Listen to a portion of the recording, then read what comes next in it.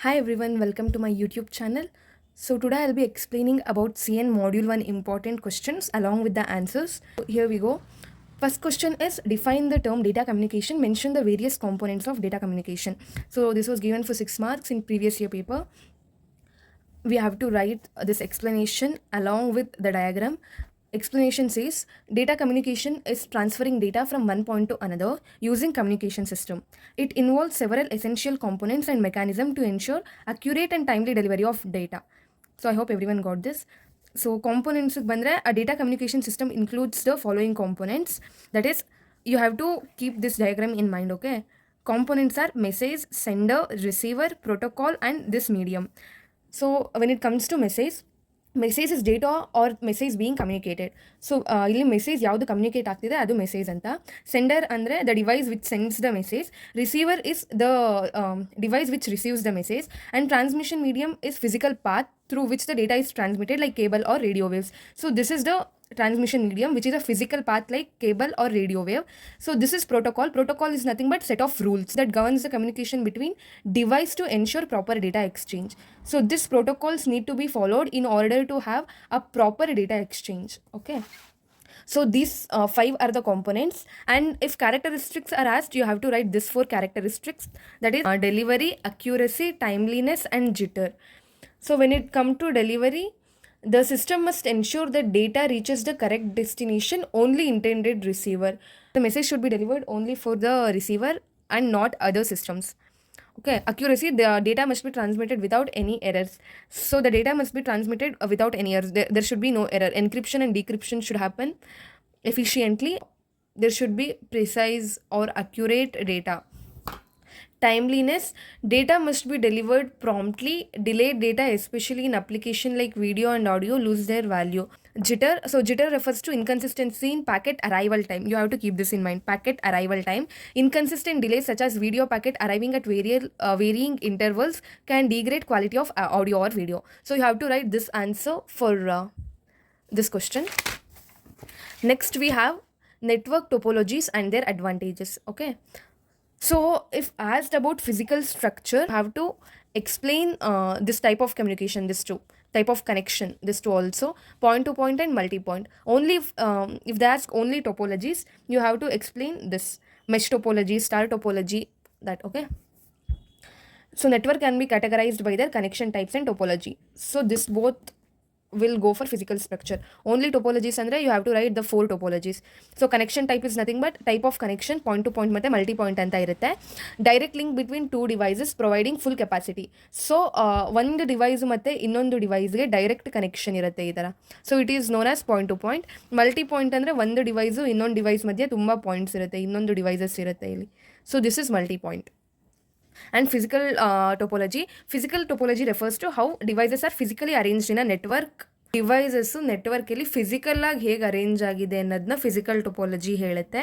Mesh ಟೊಪಾಲಜಿಲಿ every device is connected to every other device. So ಇವಾಗ 3 device ಇದ್ದರೆ ಒಂದು ಡಿವೈಸು ಇನ್ನೆರಡು ಡಿವೈಸಿಗೆ ಕನೆಕ್ಟ್ ಆಗಿರುತ್ತೆ. 5 ಇದ್ದರೆ ಒಂದು ಡಿವೈಸು ಮಿಕ್ಕಿದ 4ಗೆ ಕನೆಕ್ಟ್ ಆಗಿರುತ್ತೆ. ಆ ಥರ every device is connected to every other device requiring n/n-1 divided by 2 links for n device. So I have given example here. Suppose if there are 5 devices, so you have to calculate and there will be 10 links. You can see here. So ಇಲ್ಲಿ 5 devices ಇದೆ. So ಈ 5 ಡಿವೈಸಸ್ಗೆ 10 links ಇದೆ, ಅದು ಇದರರ್ಥ. So ನೋಡ್ 1 must be connected to n-1 ನೋಡ್. ಇದು easy ಇದೆ. ಸೊ ನೋಡ್ 1 must be connected to n-1 ನೋಡ್ ಅಂದರೆ ಸಪೋಸ್ ಇಫ್ ಇಟ್ ಈಸ್ ನೋಡ್ 5 ನೋಡ್ಸ್ ಇದ್ದರೆ 5 - 1 4. So it should be connected to 4 nodes. ಆ ಥರ ಇಲ್ಲಿ ಎಕ್ಸಾಂಪಲ್ ತೊಗೊಂಡ್ರೆ ಈ ಒಂದು ನೋಡು 1 2 3 4 ನೋಡಿಗೆ ಕನೆಕ್ಟ್ ಆಗಿದೆ. ಆ ಥರ in case if there is duplex mode then n/n-1/2 links. Advantages. So advantages ಮತ್ತು disadvantages, this both are most important in this. Advantages ಅಂದರೆ dedicated links, fault isolation, robust ಮತ್ತು ಸೆಕ್ಯೂರ್. ಡಿಸ್ಅಡ್ವಾಂಟೇಜ್ ಬಂದರೆ expensive, complex installation, excessive cabling. As we can see there are so much of cables here and installation ಕೂಡ ತುಂಬ complex ಆಗುತ್ತೆ. Example telephone network between regional offices. Okay. Next ತುಂಬ ಜನ mesh topology ಮತ್ತು star ಟೊಪಾಲಜಿನ confuse ಮಾಡ್ಕೊತಾರೆ. So because it looks like star, this doesn't belong to star topology. So this is mesh topology. Star topology anta bandre each device is connected to central hub. So this is the central hub. ಈ ಪ್ರತಿಯೊಂದು devices central hub connect ಆಗಿರುತ್ತೆ. Advantage ಏನಂದರೆ ಇವಾಗ ಈ ಒಂದು link fail ಆದರೆ ಇದೊಂದು ಮಾತ್ರ ಫೇಲ್ ಆಗುತ್ತೆ. So other system will be working. Disadvantage ಅಂದರೆ if this entire hub fails, whole network will fail, whole system will transfer network or data. Next we have bus topology. So as we all know, bus is nothing but a cable, single cable. So all devices are connected to single backbone. So idu single backbone, this is the cable, and every device will be connected to this cable. Okay, and advantage is easy installation, less cabling obviously, and disadvantage is difficult to add device. ಇವಾಗ ಒಂದ್ಸಲ device add ಮಾಡಿದರೆ ಇನ್ನೊಂದು device add ಮಾಡೋಕ್ಕೆ ಕಷ್ಟ ಆಗುತ್ತೆ. Example early ethernet LANs. So ring topology ತೊಗೊಂಡ್ರೆ, ring topology devices are connected in loop with signals traveling in one direction through repeaters. So ring topology ಹೆಂಗಿರುತ್ತೆ ಅಂದರೆ ಇಲ್ಲಿ ರಿಪೀಟರ್ಸ್ ಇರುತ್ತೆ. I have not written this, so I am writing. ಈ ರಿಪೀಟರ್ಸು ಇಲ್ಲಿ device connect ಆಗಿರುತ್ತೆ. So here the devices will be connected. ಹೀಗೆ it will be in loop. Advantage is easy to install, simple fault detection, and disadvantage ಏನಂದರೆ ಒಂದು ಸಲ ಈ ring break ಆದರೆ it can disable the entire network. Okay, so that is the disadvantage. So next one we have described the operation of connectionless packet switch network with help of neat diagram. So switching anta bandre there are two types of switching, that is connectionless packet switch, and one more is circuit switching anta ide. So now we will see packet switching, further circuit switching kuda hakidini. So packet switching ಏನಂದರೆ in a computer network, communication between devices carried out in block of data called packets rather than continuous streams as seen in phone call. So ಇದನ್ನು ಹೇಗೆ ಅರ್ಥ ಮಾಡ್ಕೋಬೇಕು ಅಂದರೆ, ಇವಾಗ data move ಆಗಬೇಕಾದ್ರೆ lab ಪ್ರೋಗ್ರಾಮ್ಸಲ್ಲೆಲ್ಲ ನೋಡಿದ್ದೀವಿ ಅದು ಪ್ಯಾಕೆಟ್ಸ್ ಹೇಗಿರುತ್ತೆ ಅಂತ. ಪ್ಯಾಕೆಟ್ಸ್ ಡ್ರಾಪ್ ಆಗ್ತಿರುತ್ತಲ್ಲ, ಸೊ ಪ್ಯಾಕೆಟ್ಸು ಒಂದು ಇನ್ಫಾರ್ಮೇಷನ್ನು ಈ ಥರ ಪ್ಯಾಕೆಟ್ಸ್ ಆಗಿ ಡಿವೈಡ್ ಆಗಿ ಹೋಗ್ತಿರುತ್ತೆ. ಓಕೆನಾ, ಅದು ಕಂಟಿನ್ಯೂಸ್ ಸ್ಟ್ರೀಮ್ಸ್. ಇದು ಸರ್ಕ್ಯೂಟ್ ಸ್ವಿಚಿಂಗಲ್ಲಿ ಬರುತ್ತೆ. ಇದರಲ್ಲಿ ಒಂದೊಂದು ಸಿಸ್ಟಮ್ ಇನ್ಫಾರ್ಮೇಷನ್ ಕಳಿಸಿದಾಗೂ ಪ್ಯಾಕೆಟ್ ಆಗಿ ಡಿವೈಡ್ ಆಗಿ ಹೋಗ್ತಿರುತ್ತೆ. ಅದನ್ನ ಇಲ್ಲಿ ಎಕ್ಸ್ಪ್ಲೈನ್ ಮಾಡಿದ್ದಾರೆ. These packets are independent. So each individual packets ಇಲ್ಲಿ ಇಂಡಿಪೆಂಡೆಂಟ್ ಆಗಿರುತ್ತೆ, which can be stored in this queues. So example, ಇವಾಗ ಈ 4 ಕಂಪ್ಯೂಟರ್ ಇದೆ. ಈ 4 ಕಂಪ್ಯೂಟರು ಒಂದು ಡೇಟಾ ಕಳಿಸ್ಬೇಕು. ಸಪೋಸ್ ಇದರಿಂದ ಪ್ಯಾಕೆಟಲ್ಲಿ ಡೇಟಾ ಬರ್ತಿದೆ, ಇದರಿಂದ ಪ್ಯಾಕೆಟ್ ವೈಸ್ ಡೇಟಾ ಬರ್ತಿದೆ, ಇದರಿಂದ ಪ್ಯಾಕೆಟ್ ವೈಸ್ ಡೇಟಾ ಬರ್ತಿದೆ ಅಂದರೆ ಈ ರೌಟರ್ ಹತ್ರ ಹೋಗಿ ಇಲ್ಲಿ ಕ್ಯೂ ಅಲ್ಲಿ ಸ್ಟೋರ್ ಆಗುತ್ತೆ. If there are so much of packets here, ಇಲ್ಲಿ ತುಂಬ ಪ್ಯಾಕೆಟ್ಸ್ ಇದ್ದರೆ ಇಲ್ಲಿ ಹೋಗಿ ಸ್ಟೋರ್ ಆಗುತ್ತೆ. ಇದು ಕ್ಲಿಯರ್ ಆದಾಗ ಈ ಕ್ಯೂ ಇಂದ ಒಂದೊಂದೇ ಪ್ಯಾಕೆಟ್ಸ್ ಅವಾಗ ಮೂವ್ ಆಗುತ್ತೆ ಆ ಥರ. Okay, so consider a scenario where thick line is having capacity as twice as smaller lines that connect computers to router. So ಇದು thick line and this is thin line. This will be having twice the capacity of the thin lines. Okay, if the two computers are communicating, the packet move without delay. So just 2 computers communicate ಮಾಡ್ತಿದ್ರೆ, ಈ 2 ಮಾತ್ರ ಮಾಡ್ತಿದ್ರೆ ಏನೂ delay ಇರಲ್ಲ. However, if thick line is busy, ಇದು ಎಲ್ಲ 4 communicate ಮಾಡ್ತಿದ್ರೆ ಈ thick line ಬ್ಯುಸಿ ಆಗುತ್ತೆ.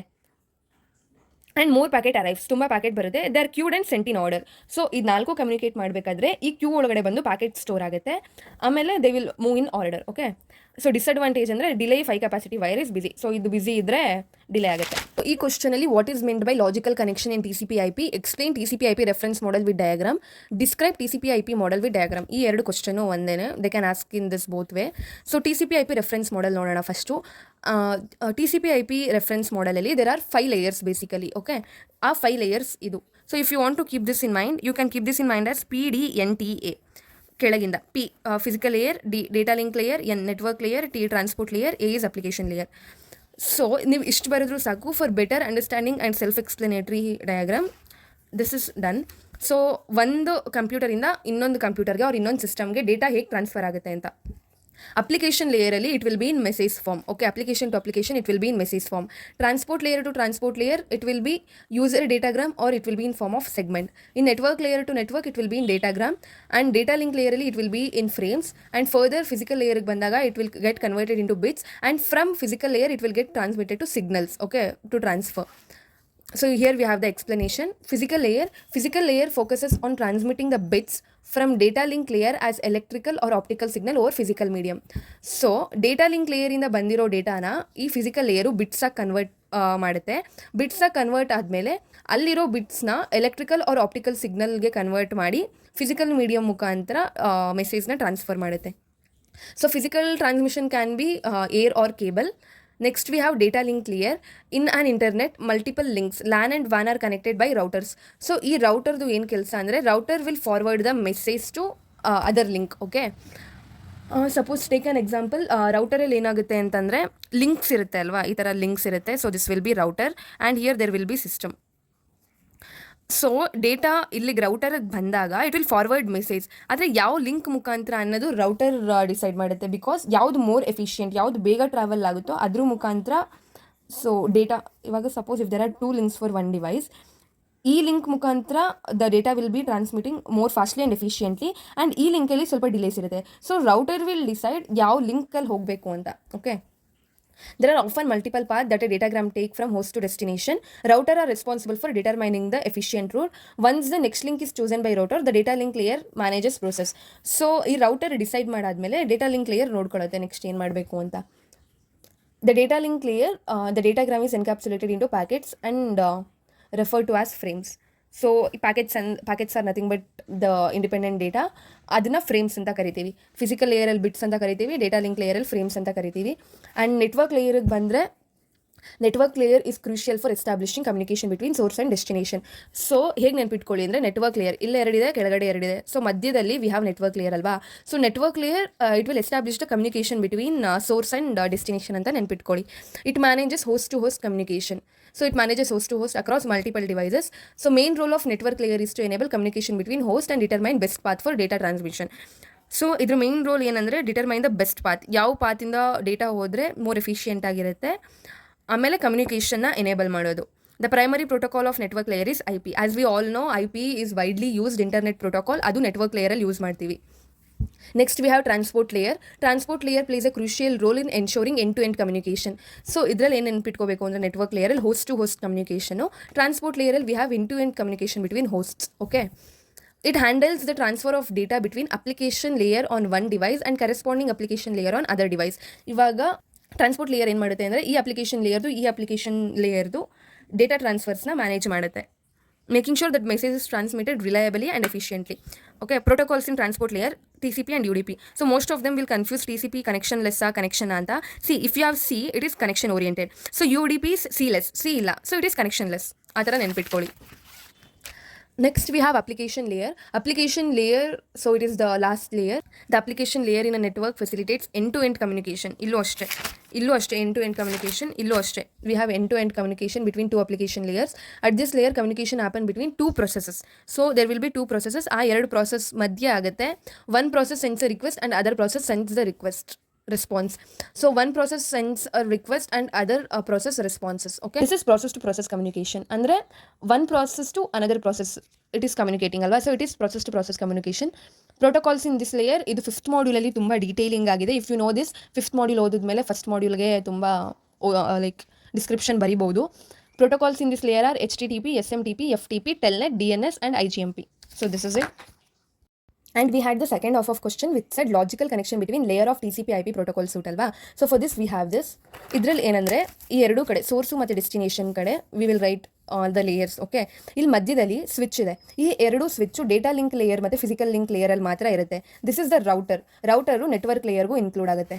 ಓಕೆ, ಸೊ ಈ ಕ್ವಶನ್ ಕೇಳಿದಾಗ logical connection between layer of TCP IP protocol suite ಅಂತ ಕೇಳಿದಾಗ ಈ ಡಯಾಗ್ರಾಮ್ ಬಿಡಿಸಿ ಇದನ್ನು ನೆನ್ಪಿಟ್ಕೊಳ್ಳಿ. ಸ್ವಿಚ್ಚು ಈ ಎರಡಕ್ಕೆ ಮಾತ್ರ, ರೌಟರು ನೆಟ್ವರ್ಕ್ಗೂ ಬರುತ್ತೆ. You have to explain about end-to-end versus hop-to-hop. So end-to-end versus hop-to-hop ಅಲ್ಲಿ the application, transport and network layer are responsible for end-to-end communication. Application, transport and network, ಈ ಮೂರು end-to-end communication responsible ಆಗುತ್ತೆ. Meaning they manage data from one device to another. Physical ಮತ್ತು data link layer on other hand handle communication on hop-to-hop basis, where each hop refers to host or router. So ಈ ಎರಡು data link ಮತ್ತು physical link layer they manage hop to hop communication. That means they have communication between just switch and routers. Okay, ನೋಡಿದ್ದೀನಿ once again I will explain. End to end ಅಂದರೆ ಈ ಮೂರು ಮಾತ್ರ. They will have connection, they will manage the data from one device to another. ಈ ಎರಡು data link layer ಮತ್ತು physical layer just router ಮತ್ತು switch ಜೊತೆ ಕಮ್ಯುನಿಕೇಷನ್ ಎಸ್ಟಾಬ್ಲಿಷ್ ಆಗಿರುತ್ತೆ. Tip I have given here. Top 3 layers operate across entire internet. Bottom 2 manage communication on individual network. Next to data units and layer responsibilities. You have to write this along with the end-to-end and hop-to-hop. Another important way to understand this connection is by considering data units created at each layer. In top 3 layer data units, andre packets. Are not modified by router or link layer switches. So ಈ packets, independent packets ಏನು ಬರ್ತಿರುತ್ತೆ data ಇನ್ಫಾರ್ಮೇಷನಲ್ಲಿ, top 3 layers, that is application layer, transport layer ಮತ್ತು network ಲೇಯರಲ್ಲಿ modify ಆಗಲ್ಲ. But bottom 2 ಲೇಯರಲ್ಲಿ packets can be modified by routers but not by link layer switch. So bottom 2 ಅಲ್ಲಿ ಏನು ನೆನ್ಪಿಟ್ಕೊಬೇಕು ಅಂದರೆ ಬರೀ ರೌಟರ್ಸ್ ಮಾತ್ರ ಮಾಡಿಫೈ ಮಾಡ್ಬೋದು, ಸ್ವಿಚಸ್ನ ಮಾಡಿಫೈ ಮಾಡೋಕ್ಕಾಗಲ್ಲ. I hope you have understood. And diagram, along with this, you have to draw this diagram.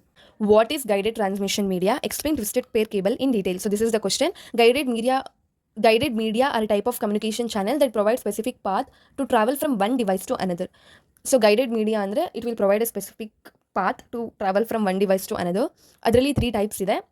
That is twisted pair cable, coaxial cable and fiber optic cable. ಇಲ್ಲಿ ಬರೀ ಒಂದಕ್ಕೆ ಮಾತ್ರ ಎಕ್ಸ್ಪ್ಲನೇಷನ್ ಕೇಳಿರೋದು. ಸೊ ಟ್ವಿಸ್ಟೆಡ್ ಪೇರ್ ಕೇಬಲ್ ಅಂದ್ರೇನು ಅದನ್ನ ಅರ್ಥ ಮಾಡ್ಕೊಳ್ಳೋಣ. Twisted pair ಕೇಬಲಲ್ಲಿ it is covered by insulator and ಒಳಗಡೆ ಕಂಡಕ್ಟರ್ ಇರುತ್ತೆ. ದಿಸ್ ಕಂಡಕ್ಟರ್ ಒಂದು ಸಿಗ್ನಲ್ ಟ್ರಾನ್ಸ್ಪೋರ್ಟ್ ಮಾಡ್ತಿರುತ್ತೆ, ಇನ್ನೊಂದು ಗ್ರೌಂಡ್ ರೆಫರೆನ್ಸ್ಗೆ. ಸೊ ರಿಸೀವರು ಅದನ್ನು ಪ್ರಾಸೆಸ್ ಮಾಡುತ್ತೆ, ಯಾವ್ದು ಸಿಗ್ನಲು ಯಾವ್ದು ಗ್ರೌಂಡ್ ರೆಫರೆನ್ಸು ಅಂತ. ಅದೇ ಇಲ್ಲಿರೋದು. Twisted pair cable consist of 2 insulated copper conductor twisted together, which is twisted. Each wire in pair serve as different function. One carries signal to receiver and other acts as ground reference. The receiver processes the difference between 2 wires to retrieve the signal. So ಈ twisted pair cable ಯಾಕೆ ಮಾಡಿರೋದು ಅಂದರೆ, if they were parallel like this, there will be noise and crosstalk. Okay, ಈ twisted peer ಮಾಡಿರೋದ್ರಿಂದ ಆ noise ಮತ್ತು crosstalk they will be reduced.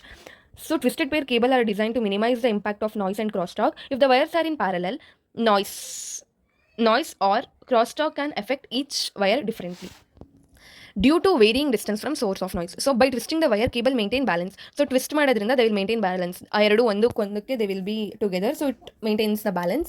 So in each twist, relative positions of wire to noise sources change, helping them to ensure that both wire experience similar level of interference. ಇದರಲ್ಲಿ ತಿರ್ಗ shielded ಮತ್ತು ಅನ್ಶೀಲ್ಡೆಡ್ ಅಂತ ಇದೆ. ಅನ್ಶೀಲ್ಡೆಡ್ twisted pair ಅಂದರೆ ಈ ಥರ ಇರುತ್ತೆ, there will be no metal shield here. Shielded twisted pair ಅಂದರೆ there will be metal shield here. So ಇದು ತುಂಬ expensive and this is not so expensive because it is not having any metal shield.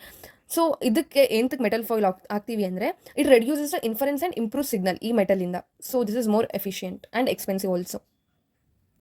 So next question is 3 criteria for effective and efficient network. So criteria ಬೇರೆ, components ಬೇರೆ and characteristics ಬೇರೆ. You have to keep this in mind.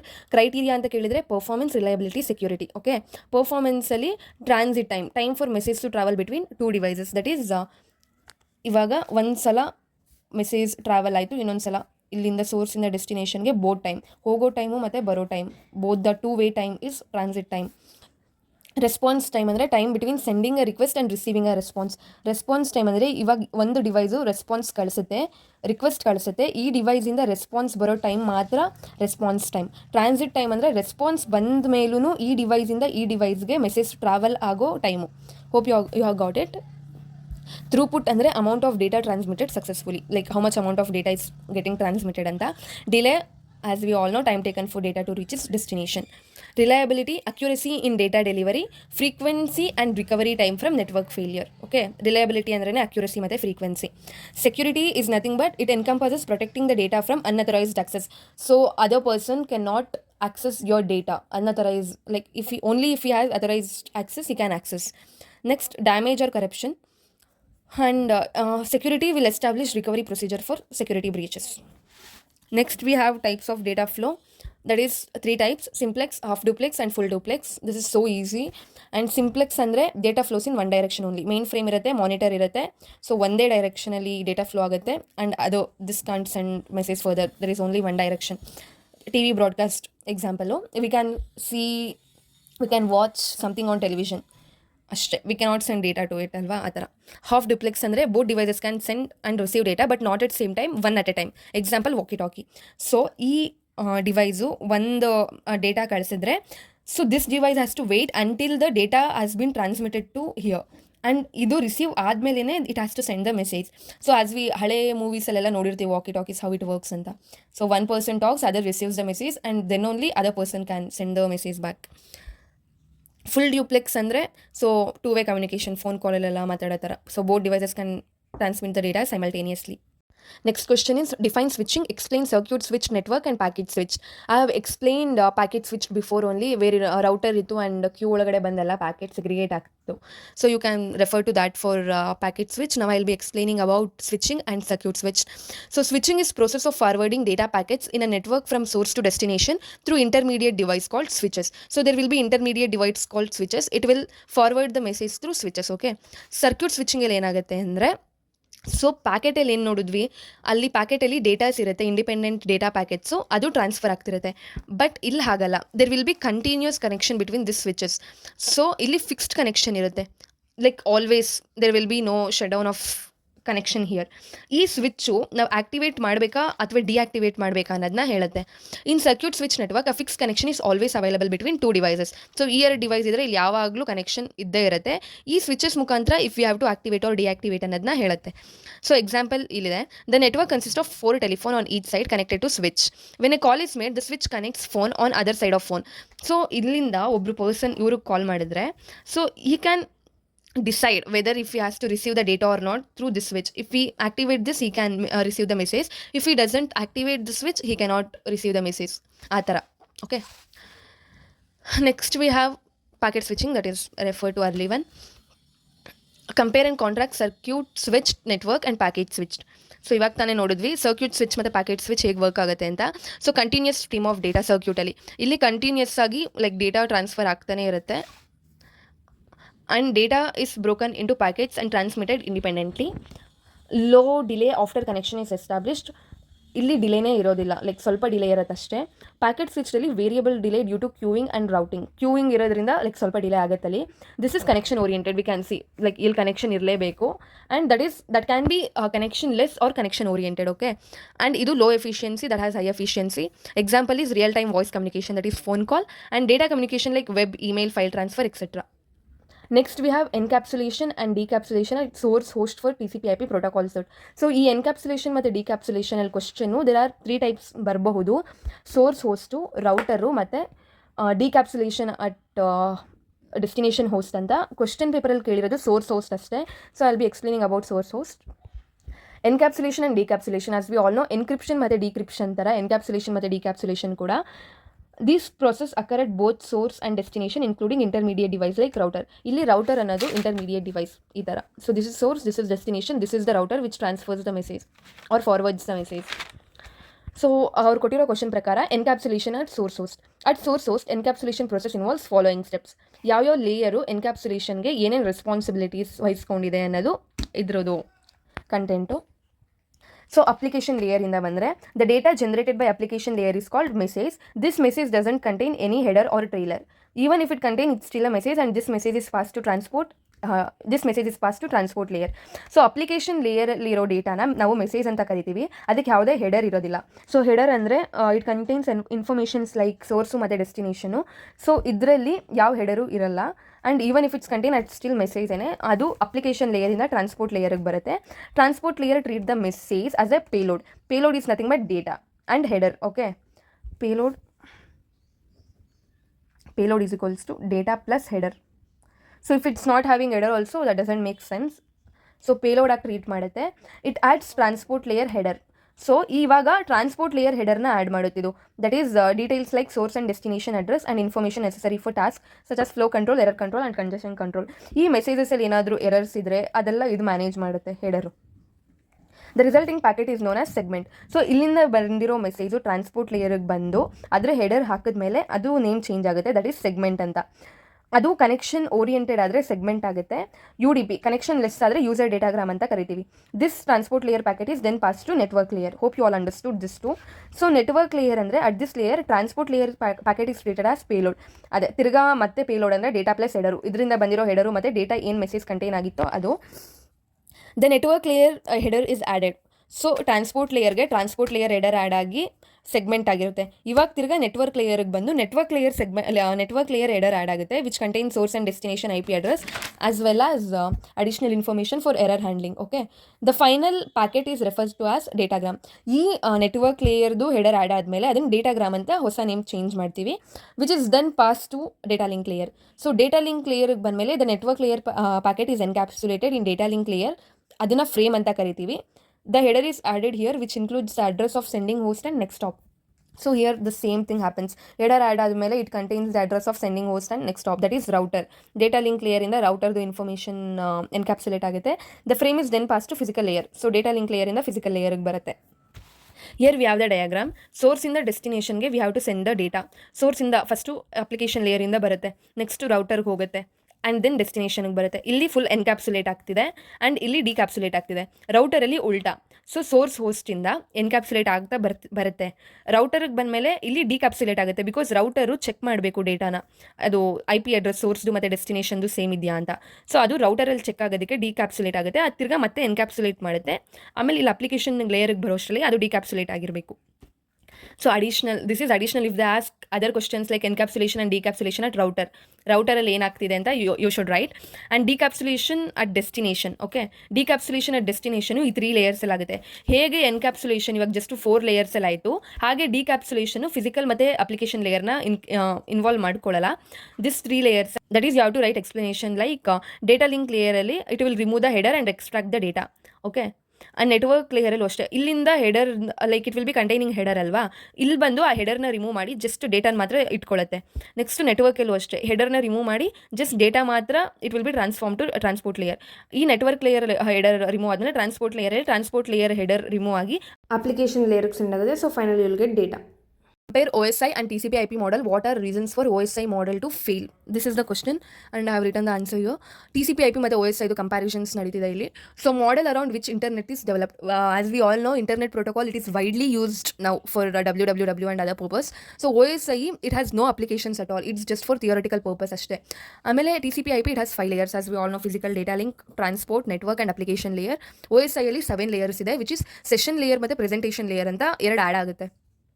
So TCP IPಲಿ ಪ್ರೋಟೋಕಾಲ್ಸು ಫಸ್ಟೇ develop ಆಗಿ ಆಮೇಲೆ models build ಆಗಿದೆ. But OSIಲಿ first model build ಆಗಿ ಆಮೇಲೆ ಪ್ರೋಟೋಕಾಲ್ಸ್, ದಟ್ ಈಸ್ ರೂಲ್ಸ್ನ ಇದು ಮಾಡಿದ್ದಾರೆ. TCP IPಲಿ ಪ್ರೋಟೋಕಾಲ್ಸ್ ಆರ್ ಡಿಪೆಂಡೆಂಟ್, ಬಟ್ OSIಲಿ protocols are independent. TCP IP faster and efficient, OSI slow and complex. So OSI ಯಾಕೆ ಫೇಲ್ ಆಯಿತು ಅಂತ ಹೇಳಿದ್ರೆ came too late. So TCP IP ಬಂದಾದ್ಮೇಲೆ OSI ಬಂತು. When OSI was ready, TCP IP was already used worldwide. Too complex. Idರಲ್ಲಿ 7 layers ಇರೋದ್ರಿಂದ there are so many rules which makes it too complex, wherein it has only 5 layers. Expensive to implement. It requires more resources, not suitable for earlier hardware. Idರಲ್ಲಿ no real world usage. So as I said before, OSI is just theoretical. There is no real world application. And TCP IP, as it is already a working model. So ishte I have explained all the questions related to module 1. Suppose if you people have any doubt, you can comment down and I'll reply there. Subscribe, share and like the video. Thank you.